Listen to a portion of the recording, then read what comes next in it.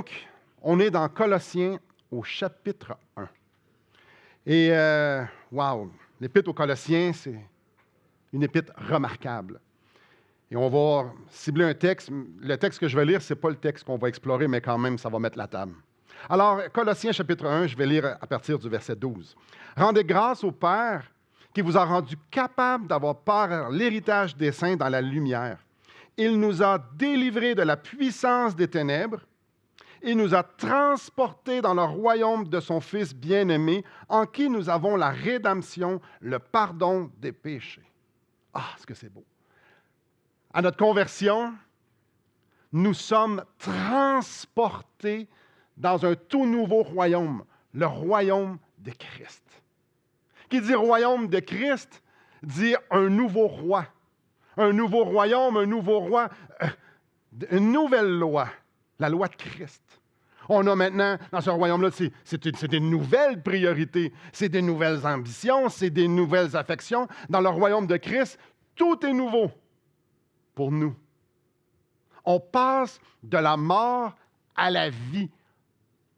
On passe des ténèbres à la lumière. Tout est nouveau. Le texte nous dit, qu'on vient de lire, que nous sommes délivrés. D'enchaînés esclaves maintenant, délivrés. Alors, dans le royaume de Christ, lorsqu'un chrétien, lorsqu'un croyant passe des ténèbres à la lumière, rentre, est délivré, est transporté dans le royaume de Christ, tout est merveilleux. Comme j'ai dit, j'aime beaucoup l'Épître aux Colossiens.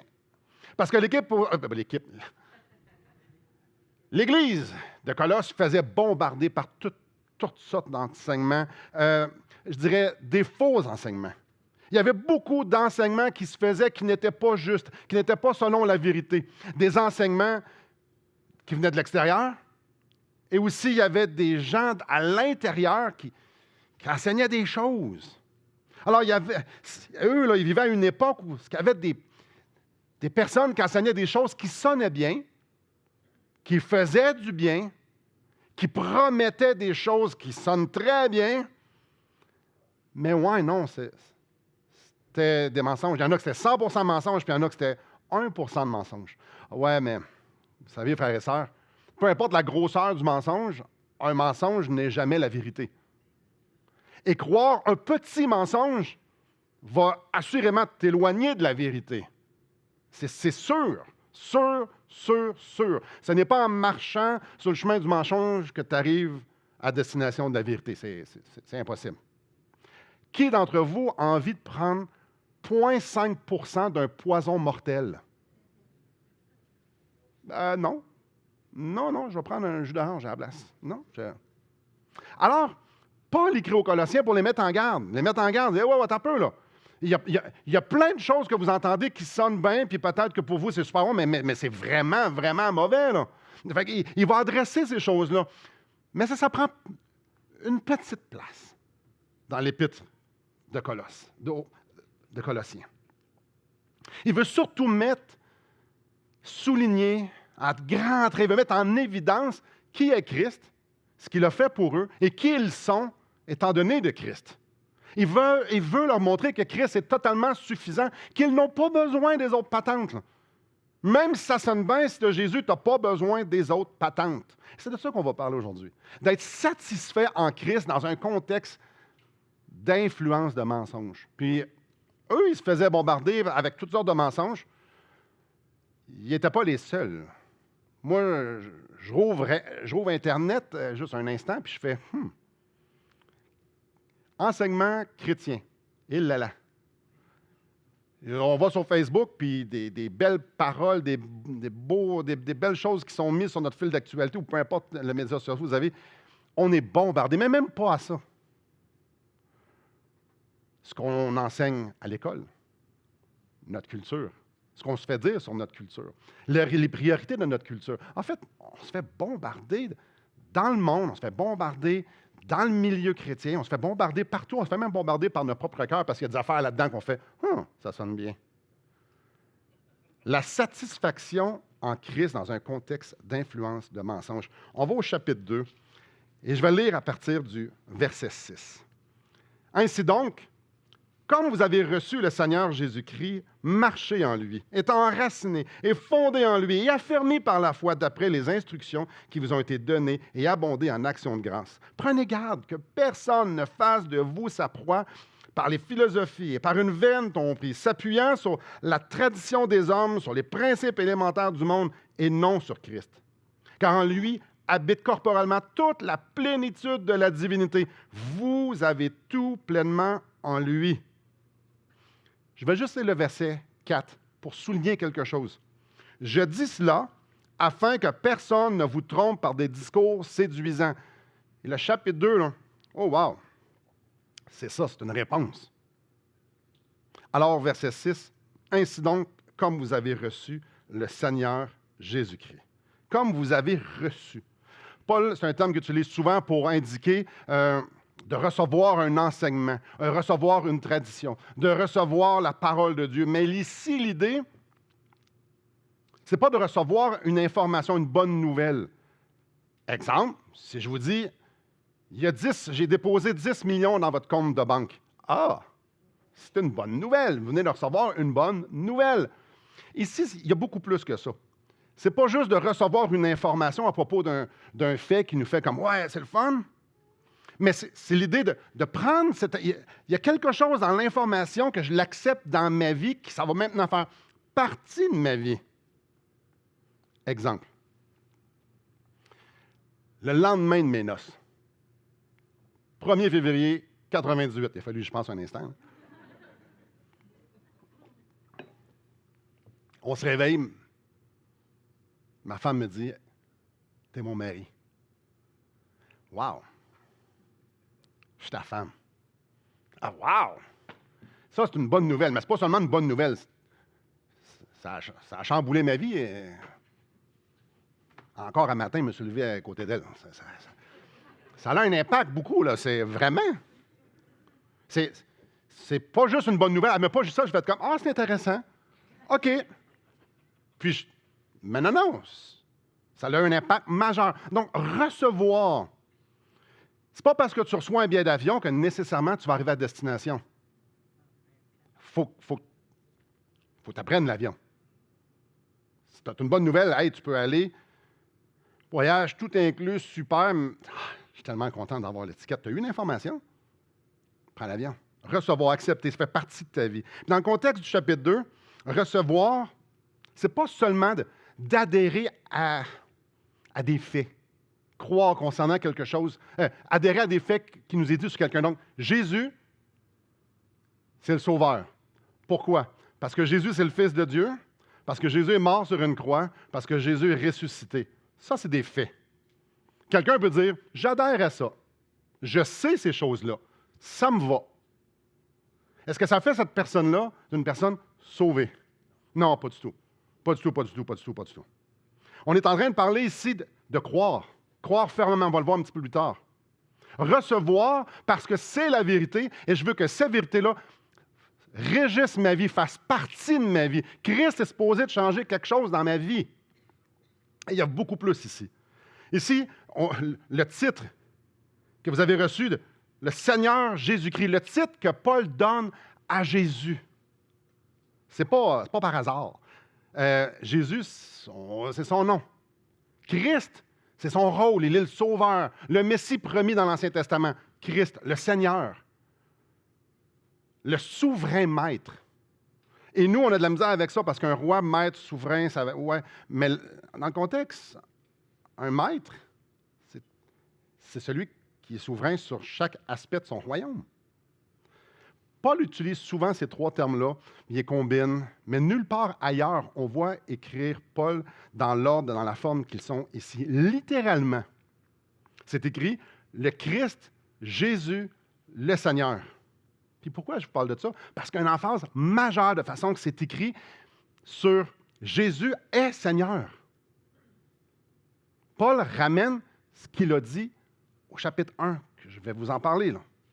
Jésus, on lit au chapitre 1, verset 15, qu'il est l'image du Dieu invisible. Toujours au verset 15, qu'il est le premier-né de toute la création. Il est celui qui est au-dessus de tout. Jésus est le créateur de toutes choses, qu'on lit au verset 16, toujours dans le chapitre 1. On lit au verset 17 que c'est lui qui soutient toutes choses. Au verset 18 du chapitre 1, que c'est lui qui est le corps de l'Église. Au verset 20, que c'est lui qui réconcilie les ennemis de Dieu avec Dieu. Au chapitre 2, verset 3, que Jésus, c'est le mystère de Dieu dans lequel sont cachés tous les trésors de la sagesse et de la connaissance. L'expression « Seigneur Jésus-Christ », ce n'est pas juste un nom comme ça. Les mots veulent dire quelque chose. Ça pointe vers qui est Jésus. C'est lui qui est la source de la vie. C'est lui qui domine sur toutes choses. C'est lui le roi des rois. C'est lui le Seigneur des seigneurs. C'est lui Dieu qui m'apporte à mon deuxième point. Jésus. Quand Jésus est ton Seigneur, il y a des choses qui changent. Parce que si tu as passé d'un nouveau royaume à un royaume que c'est lui le roi, alors c'est lui maintenant le roi. Donc, je ne suis plus le centre de l'univers. C'est plus à propos de moi. Quand Jésus devient mon sauveur, il devient aussi mon roi.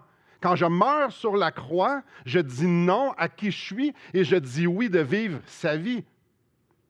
Alors, c'est pour ça que ça nous parle au verset 6. Marcher en lui.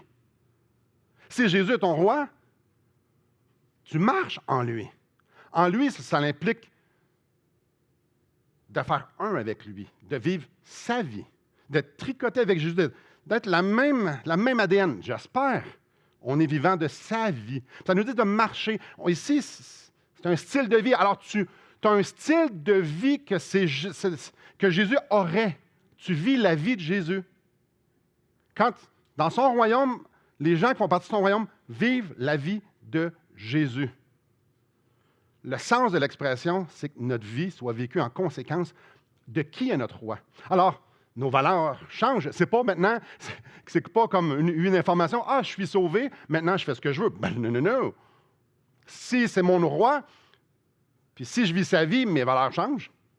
Mes priorités changent. Mes ambitions changent. Mon éthique change. Évidemment, tout doit refléter lui. Alors, c'est normal que ma vie soit complètement transformée pour qu'elle se devienne conforme et à l'image du roi. Et dans le reste de notre texte, Paul va avancer en nommant 4 réalités spirituelles qui permettent aux chrétiens de vivre comme ça. Pourquoi un chrétien, quand tu es changé de royaume, pourquoi tu peux vivre comme ça? Bien, il y a quelque chose. On va voir enraciné, fondé, affermi, puis abondé en action de grâce. Je vous lis le verset 7. Étant enraciné et fondé en lui, et affermi par la foi, d'après les instructions qui vous ont été données, et abondé en action de grâce. Enraciné. L'idée là-dedans, c'est que tu es un arbre, puis que l'arbre est enraciné. Les racines sont en Jésus. Un arbre a besoin de nutriments. Les racines vont les chercher. Alors, l'imagerie ici est super, super belle. Tout ce qu'on a besoin pour grandir vient de Jésus. Nos racines sont en lui. La deuxième image, fondée. Ben, un édifice qu'on bâtit sur le sable n'est pas un édifice qui reste là longtemps. Les maisons, dans certains pays qui ne sont pas enracinées sur des fondations, quand ils vendent, souvent les maisons partent. Ici, l'image, c'est qu'un édifice, si tu veux qu'il reste, tu le mets sur des bonnes fondations. Parce que l'édifice va être ancré dans la bonne fondation. Et la bonne fondation, c'est Jésus. Alors, étant donné que tes racines rentrent dans la terre, rentrent en Jésus, et tu vas chercher tout ce qui est nécessaire, puis étant donné que tu as des bonnes fondations, qui est Jésus, qui est un roc, qui est le rocher des siècles, qui ne bouge pas, puis qui est toujours pareil, alors tu es solide. Tu es solide. Tout ce qui est nécessaire à la vie du croyant se trouve en Christ, peu importe la circonstance, que ce soit au travail, familial, la santé, les finances, peu importe. Tout ce qui est nécessaire se trouve en Jésus. Le royaume de Christ est saturé de la vie de Christ. Alors, il y a tout ce qu'il faut dans le royaume de Christ pour qu'on puisse vivre pour Christ. Tout est là. Troisième chose qui caractérise le croyant, affermi par la foi. Quand tu places ta foi, c'est un langage un peu spécial, placer sa foi. C'est super abstrait. Je place ma bouteille sur le lutrin. Ça, c'est pas abstrait. On a tous vu la bouteille, on a tous vu le lutrin, on a tous vu le mouvement. Ça, c'est pas abstrait. Placer sa foi. C'est abstrait, la foi. C'est abstrait. C'est super abstrait. Je reprends la même illustration. 31 janvier 1998. Elle a dit oui, j'ai dit oui, clairement, on a une bague. Est-ce qu'à tous les jours, je dis, chérie, on est-tu encore mariés? Non, mais je veux juste vérifier, là. On est encore mariés. Avouez que ça serait un peu... je ne suis pas en train de demander, tu m'aimes-tu encore? Je suis en train de dire, est-ce que nous sommes encore mariés? Et il me semble la réponse, oui. Alors, je crois que l'alliance que j'ai faite le 31 janvier 1998 me lie à elle. Et que ça, c'est pas la vie, là. Je suis lié à elle. Je n'ai pas besoin de me remarier à tous les jours. Je n'ai pas besoin de... Alors, je crois que cette alliance-là, je mets ma confiance dans cette alliance-là. Je mets ma confiance. Place ma foi dans cette alliance. Alors, peu importe comment vous utilisez ça, quand je crois que Christ est mon sauveur, quand je crois qu'il est mort pour moi, on n'a pas besoin de répéter ça 23 fois. Non, quand il me dit qu'il est fidèle et qu'il va me sauver, alors j'y crois, il me sauve. Tu es affermi. Le texte aussi nous dit que tu es affermi. Quand tu crois qu'il y a l'alliance que tu as faite avec Jésus, elle est éternelle, bien, tu es affermi. Pas parce que ta foi est forte, à cause que l'objet de ta foi est forte. Est-ce que Jésus est fidèle parce que moi, je suis fidèle? Est-ce que sa fidélité dépend de ma fidélité? Non. Est-ce que sa grâce, c'est bizarre un peu de dire ça, dépend de mes performances? Ben non, non. C'est une grâce, c'est immérité. OK, alors, je suis affermi à cause de qui je crois, pas à cause que j'ai une bonne quantité de foi. Super important. On pourrait en parler longtemps, mais on continue. La foi, c'est de croire que celui qui t'appelle est digne de confiance, qui est fidèle.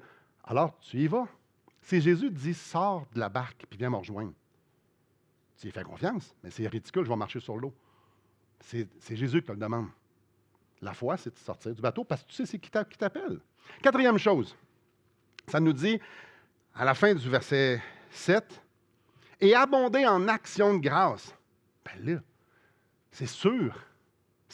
Mais non, mais c'est normal. Si je suis enraciné, si je suis fondé, si je suis affermi, si j'ai passé d'un royaume à un autre, comment je ne peux pas abonder en actions de grâce? C'est tout à fait normal. Quand je retire autant de nutriments en Jésus, puis je suis aussi ferme, comment je fais pour ne pas abonder en actions de grâce? Les actions de grâce, c'est normal, c'est parce que le verre est plein. Quand est-ce qu'un chrétien peut arrêter de dire « Je t'ai émerveillé » ? Jamais. Quand tu réalises à quel point Dieu t'aime, que Dieu t'aime, à un tel point que non seulement il te sauve, c'est qu'il continue puis il te garde, peu importe que lorsque le péché abonde, la grâce surabonde. Comment un chrétien peut ne pas abonder en action de grâce alors qu'il voit en couleur, alors qu'il peut goûter, alors qu'il peut entendre différents sons, alors qu'il a tous ses sens pour pouvoir expérimenter ce que la création donne, qui est le reflet des perfections invisibles de Dieu? Comment un chrétien ne peut pas abonder? C'est normal. Alors, quand il dit ici, marcher en lui, la caractéristique de pouvoir, une des caractéristiques que je peux marcher en lui, c'est parce que j'ai toutes les raisons du monde d'abonder en action de grâce. Et il n'y a pas personne sur la terre, à part les chrétiens, qui ont ça. Peu importe les saisons, peu importe tout ce qu'on est, ce qui arrive, on a toutes les raisons du monde. Alors ça, c'est... Wow! Le verre est toujours plein quand tu as Jésus. Peu importe ce que tu vis. Alors, si le verre est plein, quand est-ce que tu cherches à en ajouter? Moi, j'ai une piscine. Quand la piscine est pleine, j'arrête la hausse. Parce que sinon, ça ne sert à rien. Quand tu es plein avec Jésus, tu n'as pas besoin de la remplir. Là, tout ça est beau. Probablement, vous n'avez rien appris ce matin à date, puis vous êtes comme, oui, mais moi, je vis sur la terre, sinon. Là, on va à 30 000 pieds d'altitude, puis wow, c'est extraordinaire. Mais oui, je suis d'accord. Mais sur la terre, tout est là pour qu'on se détourne de ça. Tout est là sur la terre pour faire pâlir la gloire de ces vérités-là. Tout est là pour qu'on se détourne. Tout. Et Paul vivait sur la terre. C'est pour ça qu'il est en garde. Verset 8, prenez garde. Prenez garde, parce que même si ces réalités-là sont extraordinaires, ce qui se vit sur la terre, tout est là pour que, Je le lis, le verset 8. Prenez garde que personne ne fasse de vous sa proie par la philosophie et par une vaine tromperie, s'appuyant sur la tradition des hommes et sur les principes élémentaires du monde et non sur Christ. J'aime l'expression « fasse de vous sa proie ». Faites attention que personne ne fasse de vous sa proie. L'idée ici, c'est d'être kidnappé. On a toute une image en tête de ce que ça veut dire être kidnappé. Tantôt, je reviens un petit peu en arrière, j'ai parlé de long à large qu'on a été transportés dans un autre royaume, le royaume de Christ. Spirituellement, nous sommes maintenant dans un autre royaume, dans un autre lieu. Disons-le comme ça. Même si ce n'est pas un lieu, c'est un état. Au verset 8, Paul leur dit, fais attention, que personne ne te kidnappe pour te ramener d'où tu viens. Loin de Christ. J'aime ça. Puis l'image d'un kidnapping, comme je dis, c'est une image forte. Un kidnapping, c'est une image forte, ça se dit. Puis dans notre contexte, dans ce qu'on comprend d'un kidnapping, c'est souvent très violent, mais ici, on parle beaucoup plus d'un kidnapping par séduction. Si vous êtes un peu habitué avec les proverbes, Proverbe 7, probablement il y en a qui le connaissent, la femme étrangère. Elle kidnappe pas le monsieur de violence, mais par séduction. Et ici, ça nous parle de le kidnapping se fait par la philosophie et par les vaines tromperies. Non pas que la philosophie, elle est mauvaise. Il ne faut pas dire que toute la philosophie, tout ce qu'on lit qui vient des philosophes est mauvais. C'est pas ça que c'est en train de dire. L'amour de la sagesse et de la réflexion, c'est excellent. Les proverbes en parlent abondamment. Mais l'expression vaine tromperie indique de quel genre de philosophie que Paul fait allusion. Paul est en train de parler ici d'enseignements qui sont vides, des discours qui n'ont pas de valeur spirituelle, des enseignements qui se basent sur des traditions d'hommes plutôt que sur la parole de Dieu. Des enseignements qui se basent sur les principes élémentaires du monde. Et ça, la liste est longue, là. Il va en reparler dans le reste du chapitre. Donc, ça se base sur des choses d'hommes et non pas sur la réalité du royaume de Christ. Le contraste est hyper frappant. Prenez garde que personne ne vous kidnappe pour vous emmener de où est-ce que vous venez et non sur Christ qu'on lit à la fin du verset. Et non sur Christ à la fin du verset 8. D'un côté, tu as la religion. D'un côté, tu as la religion que les hommes se sont faites. Je vais juste dire. Et de l'autre côté, tu as Christ. D'un côté, tu as les réflexions humaines de pécheurs, aussi extraordinaires que ça peut être. Et de l'autre côté, tu as la sagesse de Christ. Il ne peut pas avoir de contraste plus grand que le meilleur que l'humanité peut arriver, soit que ce soit religieux ou philosophique ou de sagesse ou d'intelligence. Le meilleur de ça, c'est absolument rien. C'est diamétralement opposé à tout ce que Christ est. Il n'y a pas de plus grand contraste. La créature corrompue, puis la religion qu'elle peut s'inventer, et Christ est la vérité. Ici, il dit, prenez garde de ne pas vous faire kidnapper. Et l'image de ce verset-là est pathétique, est triste, c'est très. Tu es attaché à Christ. De lui vient la vie. Il est éternel et de lui vient la vie. Il est la vie. Ce qui sort de lui, c'est la vie. Il soutient toute chose. Il est le Créateur. Les images sont longues. Il y en a long. C'est lui. Alors, tu es attaché à lui, tu fais partie de lui, tu as son esprit. Et de la même façon que Ève, tu te fais séduire. Mais il y a plus, Simon. Mais il y a plus. Il te manque quelque chose. Mettons si tu ajoutais un peu de souffrance pour que tu fasses pitié. Mettons si tu ajoutais plus de reconnaissance. Mettons si tu ajoutais plus d'acceptation. Mettons si tu ajoutais plus de performance et d'être plus accompli, d'avoir d'ambition, un meilleur fonds de pension, avoir plus d'amis, avoir que le monde m'appelle un peu plus. Mettons que tu ajoutes des choses. Tu serais bien plus heureux. Faites attention, prenez garde. Pas vous faire kidnapper. Parce que quand tu commences à en ajouter un peu et à mettre ton espérance dans autre chose que Christ, ton cœur se fait kidnapper et te ramène exactement esclave. Il t'emporte loin de Christ. Quand tu mets ton espoir dans autre chose que Christ, ah, mais pour être heureux, ça me prend ça. Peu importe c'est quoi le ça. Tu te fais kidnapper. Puis tu te fais ramener. Et si Paul dit prenez garde, c'est que la tentation de mettre son esprit en dette, les tentations de s'accrocher, la tentation de vouloir avoir plus que Christ, elle est réelle. S'il leur dit à eux, prenez garde, c'est parce que c'est dangereux, puis c'est parce que c'est vrai, c'est une réalité. Puis j'ai l'impression que si les tentations étaient réelles dans ce temps-là, on n'a pas réinventé le monde. C'est la même chose pour nous. Continuons. Parce que j'aime ce que Paul fait ici. C'est complètement absurde de vouloir retourner de où ce que tu es sorti. C'est complètement absurde de passer de la mort à la vie. Tu dis non, je vais retourner à la mort, du royaume de ténèbres à la lumière à Christ, de retourner. Mais non, ça n'a aucun sens. Mais il va dire pourquoi au verset 9. Le car ici, c'est pourquoi. Car en lui, en parlant de Christ, habite corporellement toute la plénitude de la divinité.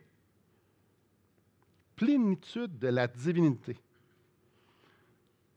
Tout ce qui est en Dieu est en lui. Dans le jardin d'Éden, Dieu allait rencontrer son peuple, Adam et Ève, dans le jardin. Il allait là. C'était la place de la rencontre, c'était dans le jardin. Quelques années plus tard, en fait plusieurs années plus tard, Dieu allait rencontrer son peuple dans le tabernacle, dans une tente qui avait monté dans le désert. Dieu allait rencontrer son peuple là. Quelques années plus tard, le tabernacle est devenu un temple et Dieu allait rencontrer son peuple dans le temple. Et après le temple, Dieu est venu rencontrer son peuple dans un corps. Quand Jésus a dit « Détruisez ce temple », en parlant du temple de Jérusalem, « en 3 jours et je le relèverai », il parlait du temple de son corps. Alors, le corps humain, le corps de Jésus, c'est une tente. Dieu est venu habiter dans une tente. Il est venu rencontrer son peuple dans une tente qui s'appelle le corps humain. Dieu a élu domicile sur terre dans un corps. Le Créateur a incarné un corps, le corps des créatures. Alors, ici, Paul est en train de continuer d'argumenter pour dresser l'infini gouffre entre les traditions des hommes, les principes élémentaires, leur sagesse, leur religion. L'infini gouffre entre ça et Christ. Parce que Christ n'était pas juste un homme comme tous les autres. Donc, les enseignements de Christ ne sont pas les enseignements, ne sont pas comparables, ce n'est pas la même chose que les enseignements des hommes. Une phrase de Jésus et tout l'enseignement des hommes, il n'y a pas de commune mesure. Parce que Jésus, homme, était Dieu à 100%. Comme j'ai dit, Jésus est la vie, Jésus donne la vie. Jésus est sage et donne la sagesse. Jésus est vérité et la révèle à celui qui veut bien l'entendre. Jésus est juste et offre la justice à ceux qui la veulent. Il n'y a pas un homme qui fait ça. Il n'y a pas un homme qui peut dire à un autre homme, tes péchés sont pardonnés et que les péchés soient réellement pardonnés. Il n'y a pas un homme. Pas un homme. Tout ce que Dieu est, Jésus l'a aussi. Il est ça. Quand ça nous parle que toute la plénitude de Dieu est en lui, ça veut dire qu'il ne lui manquait absolument rien. Et ça, c'est super important. Il ne manquait de toute éternité, Jésus est Dieu. Alors quand il s'est incarné, il était encore Dieu. En Jésus se trouve absolument tout. Alors si tu ajoutes à l'enseignement de Jésus, dans son infinie sagesse, Dieu se révèle à nous dans ses enseignements, dans la parole de Dieu. Alors quand tu ajoutes à la parole de Dieu, mais qui tu es? Tu es un homme, tu ajoutes à la parole de Dieu, à Christ, aux enseignements de Christ. Si tu es capable de déformer la volonté de Dieu pour ta vie, mais qui tu es? Quand Dieu pourvoit quelque chose, quand l'Éternel pourvoit quelque chose, quand est-ce que tu peux lui dire, c'est pas assez? Lorsque Dieu permet des circonstances, pas permet, veut des circonstances dans ta vie, quand est-ce que c'est pas bon? Quand est-ce que Jésus n'est pas assez? Quand est-ce qu'il manque quelque chose? J'ai besoin de plus que Jésus, de plus qu'il m'offre. Quand est-ce? Parce que lui, il lui manque jamais rien. Ici, c'est intéressant. C'est tellement beau. C'est tellement beau. Car en lui habite corporellement toute la plénitude de la divinité. C'est pour ça on n'a pas besoin de croire des mensonges. On n'a pas besoin d'aller dans des tromperies, des vains discours. On a Jésus. Prenez garde à ne pas vous faire kidnapper avec quelconque chose qui ne vient pas de lui. Prenez garde. Et c'est pour ça, si vous avez remarqué que lorsque quelqu'un vient enseigner ici en avant, il utilise la Bible. Et je vous en supplie, prenez pas pour du cash qu'est-ce qui se dit ici. Là. Vous avez la responsabilité de vérifier dans la parole si ce que je dis et les autres enseignants disent, si ça vient de Jésus. Savez-vous comment on part une secte? Juste 1% de mensonges. Les trois pasteurs ici, on est pleinement conscients qu'on veut être redevable parce qu'on ne veut pas bifurquer. Puis ce n'est pas juste à l'Église, dans chaque aspect de nos vies. On peut croire plein de choses. Qu'est-ce que la Bible dit? Pas ce que j'aimerais qu'elle dise. Qu'est-ce qu'elle dit? Puis si j'ai envie de faire autre chose, d'avoir autre chose, de penser à autre chose, ça veut dire que la Bible n'est pas suffisante. Christ n'est pas suffisant. Alors, quand on lit au verset 10, ça m'amène à mon dernier point. Vous avez tout pleinement en lui. J'espère. C'est Dieu.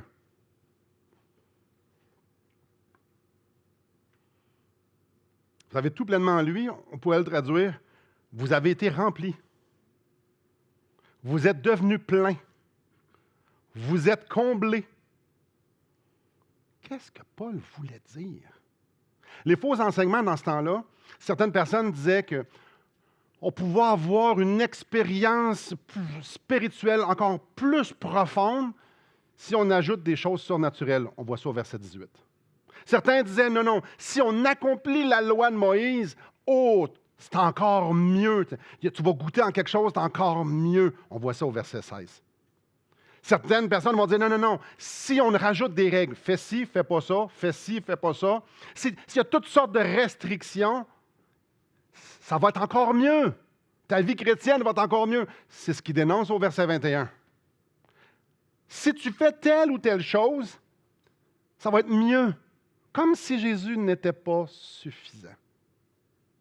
Paul déclare aux Colossiens, vous avez tout pleinement en lui, votre verre est réellement plein. Il n'est pas à moitié plein, il n'y a pas besoin d'une goutte de plus. Il est plein comme s'il était plein, comme si ça voulait dire qu'il était plein. Donc, plein veut dire plein.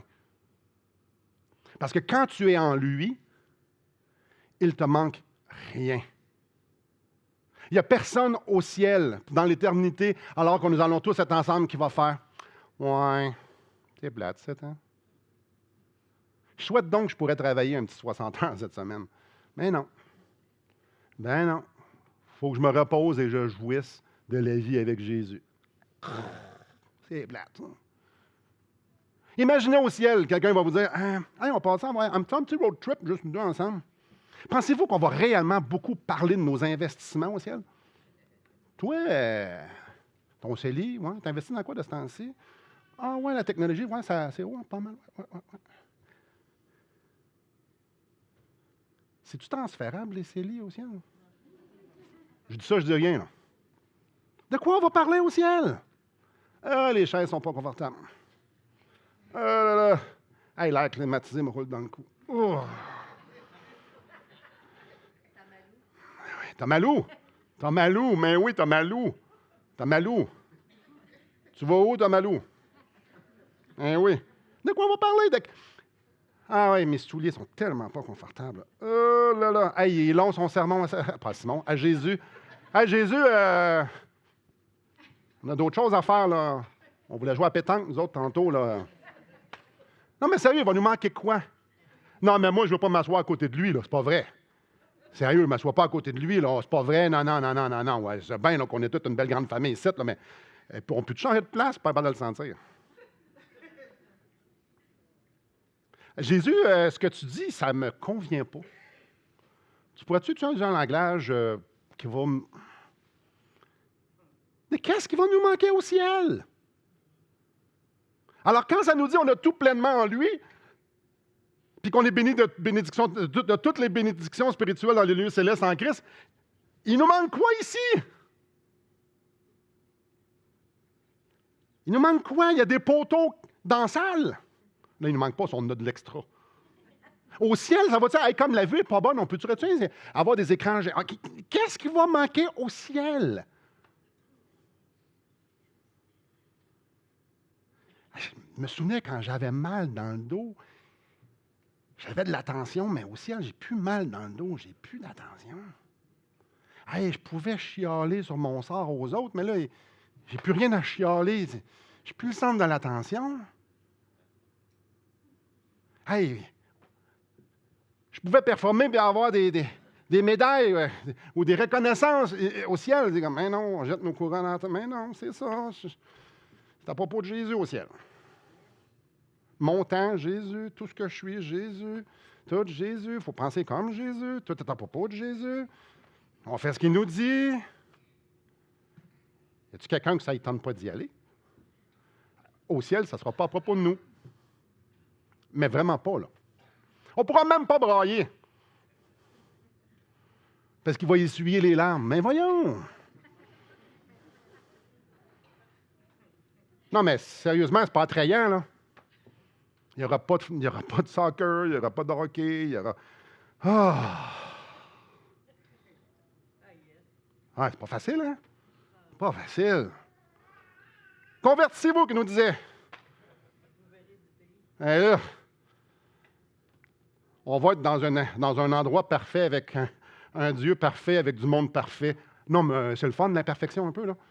Ça met du piquant dans la vie, tu sais, là. Quand ton voisin il fait le party à 2 heures du matin, ça tu sais, là, quand tu te fais engueuler, c'est le fun. Ça met du piquant. Écoutez, frères et sœurs, quand ça nous dit « vous avez tout pleinement en lui », c'est pas dans le futur. Mais clairement, il va y avoir quelque chose qui va être parfait dans le futur, mais c'est là, là. Il s'adresse à eux là, là. Vous n'avez pas besoin de rien d'autre. Vous n'avez pas besoin d'autres ambitions, de d'autres sécurités, pas besoin de d'autres acceptations, de d'autres identités. Vous n'avez pas besoin de rien d'autre. Quand tu as Jésus, tu as tout pleinement. De la même façon qu'il avait toute la plénitude de Dieu, la plénitude de Dieu venait habiter dans un corps humain, de la même façon, moi, j'ai tout pleinement. Ah ouais, c'est drôle. L'idée, c'est que les Colossiens devaient comprendre qu'ils n'avaient pas besoin d'écouter d'autres choses. Il n'y avait pas besoin d'écouter des enseignements qui flattaient un peu plus, qui nous faisaient sentir bien un peu plus. Il n'y avait pas besoin d'aller chercher ailleurs. Il n'y avait pas besoin d'une expérience autre que celle de marcher avec Jésus. Jésus est suffisant pour vous combler. À cause de qui est. Le Créateur est suffisant. Oh, wow! Alors, frères et sœurs, faisons attention pour ne pas se faire kidnapper. Faisons attention. Et ce n'est pas violent, hein? C'est par séduction. Vous irez lire Proverbe 7. Séduction. Faisons attention. Faisons attention de nourrir des discours qui plaisent à la chair, peu importe d'où ce qu'ils viennent, qui plaisent à la chair.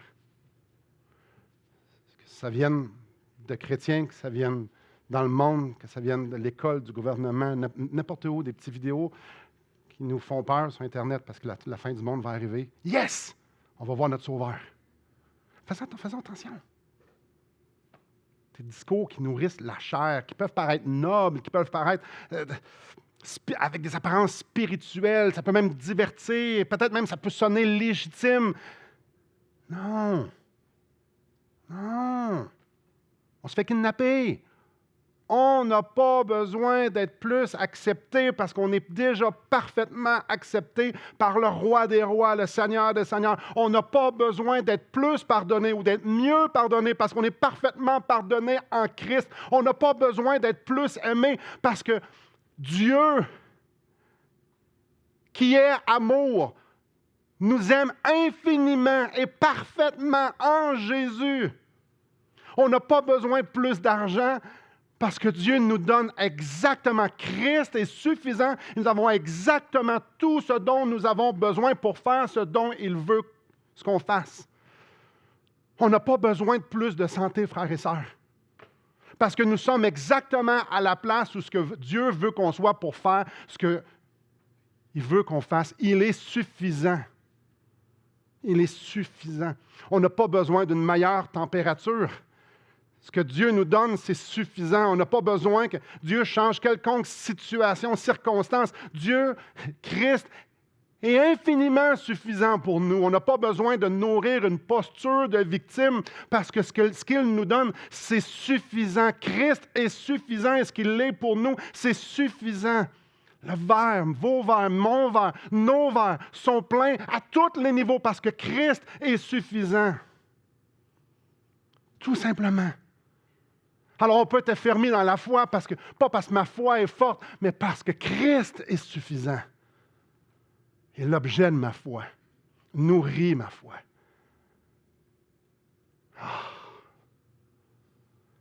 Tout ce qu'on veut ou tout ce qu'on peut rajouter ne vient pas de Jésus. Alors, tout ce qui vous manque dans votre vie ne vient pas de Jésus. Venez avec mon chapitre 3. C'est exactement là que Paul va les emmener. Que ce soit ça qui les gens de Colosse nourrissent, que ce soit ça leur vie, qu'ils grandissent là-dedans, qu'ils grandissent. Chapitre 3, verset 1. Si donc vous êtes ressuscités avec Christ, cherchez les choses d'en haut, où Christ est assis à la droite de Dieu. Attachez-vous aux choses d'en haut, et non à celles qui sont sur la terre. Car vous êtes morts, et votre vie est cachée avec Christ en Dieu. Les Colossiens devraient comprendre que la seule chose qui devait les faire réveiller le matin, c'était de chercher Christ. Ce qui devait les exciter, c'était Christ. Ils devaient comprendre qu'il y a infiniment plus en Christ que ce qu'ils peuvent trouver sur la terre. Alors, toutes sortes d'ambitions terrestres, c'est complètement vain alors que tu peux chercher Christ, trouver Christ et te soumettre à Christ et vivre Christ et adorer Christ. Parce que Christ est Christ. Et on est 100% suffisant. Alors peut-être vous dites, mais moi je ne suis pas là. Bravo, moi non plus. Alors c'est pour ça que j'ai dit de grandir là-dedans. Alors, quand je contemple, quand je suis émerveillé par Christ, il suscite la foi, il va l'amener à la perfection, mais plus que je le regarde sur Christ, plus que je marche, plus que je cours, il va susciter la foi. Plus que je vais voir à quel point il est grand, il est merveilleux, puis il est là. Mais si je me concentre là toute ma vie, tout ce qui me manque, je suis kidnappé, je ne verrai pas ça. Mais quand c'est Christ, je le fais objet de mes désirs, de mon affection, puis je dis, mais je le sais que je ne t'aime pas beaucoup, puis je le sais que je t'aime, mais change mon cœur. Ah, il fait ça. Conclusion, c'est super simple ce que je suis en train de dire. Christ veut se révéler à nous parce que Christ veut se glorifier. Alors, plus qu'il se révèle, plus qu'on est émerveillé, plus qu'on est émerveillé, plus qu'on adore, plus qu'il est glorifié. Alors, Christ répond à la prière. Rouvre mes yeux. Je veux te voir. Parce qu'à la fin de la journée, c'est lui qui est glorifié. Et nous existons à cause de ça. Pour ça. Il nous a sauvés pour ça. Alors, le verre est plein. Ce qui vous manque, c'est rien d'autre que Christ. Puis ce qui me manque, c'est rien d'autre que Christ. Il est le seul qui peut parfaitement me combler, me satisfaire. Alors, peu importe combien, à quel point, comment d'années que vous avez d'expérience d'aller boire à Christ, de le découvrir, de le voir dans les petits, dans les grands détails, puis dans les souffrances comme dans les joies, ça n'arrête jamais. Frères et sœurs, dépensons nos vies à aller boire, parce que Christ est le seul qui peut pleinement nous satisfaire. Prions.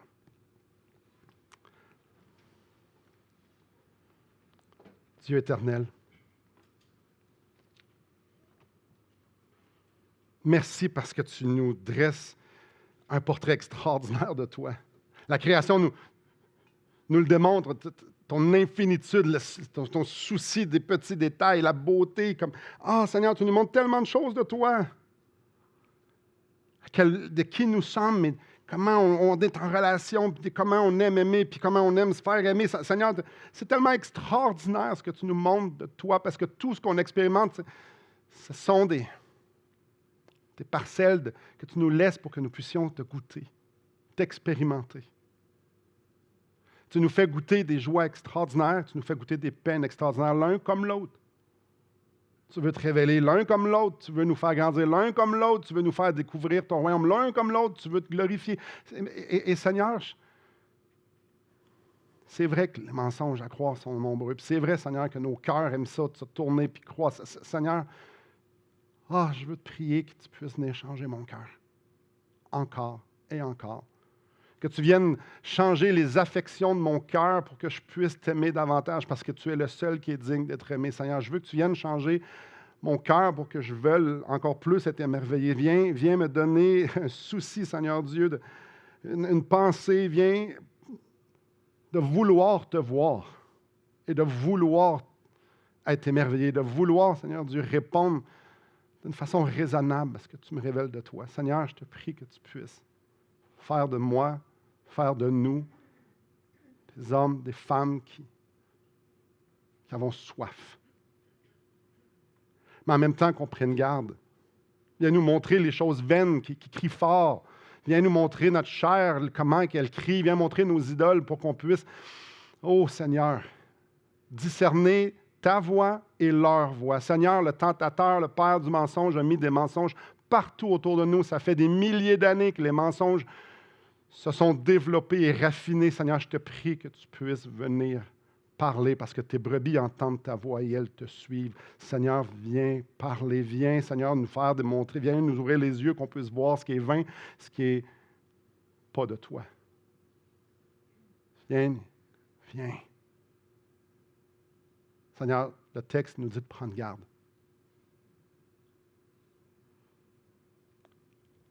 Je crois, mais viens au secours de mon incrédulité. Je ne sais pas l'étendue d'à quel point je crois au mensonge. Puis quel effet qu'ils ont dans ma vie. Et personne d'entre nous. Alors viens. Seul Christ peut nous les délivrer. Seul Christ peut nous affranchir. Seul Christ peut nous donner cette espérance. Seul Christ peut nous donner la victoire. Seul Christ peut nous donner tout ce qu'on a besoin, Seigneur. On se tourne vers toi. Parce que tu nous dis